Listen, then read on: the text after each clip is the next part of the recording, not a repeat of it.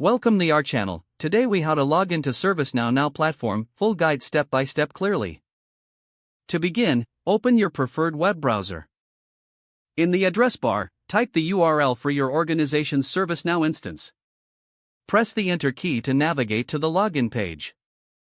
Once the page loads, locate the username field. Click on the username field and enter your assigned username. Next, move to the password field. Click on the password field and input your password. After entering your credentials, look for the Login button. Click the Login button to proceed. If your credentials are correct, you will be redirected to the ServiceNow homepage. In case you forget your password, click on the Forgot Password link.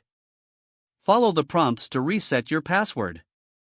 If you encounter an error message, double-check your username and password for accuracy. If you still have issues, contact your IT support team for assistance. Once logged in, familiarize yourself with the dashboard layout. Explore the various modules available to make the most of your ServiceNow experience. If the page does not load, refresh the browser or try again in a private or incognito window. Make sure you are using the correct email address, then retype it carefully to avoid small typos.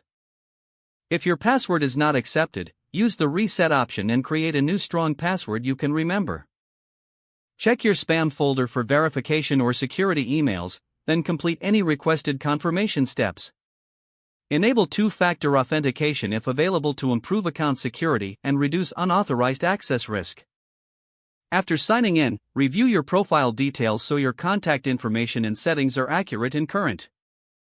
If you see an error message, note it down and try again after restarting your device and internet connection. Log out when you finish, especially on shared devices, to keep your account and payment information secure. If the page does not load, refresh the browser or try again in a private or incognito window. Make sure you are using the correct email address, then retype it carefully to avoid small typos.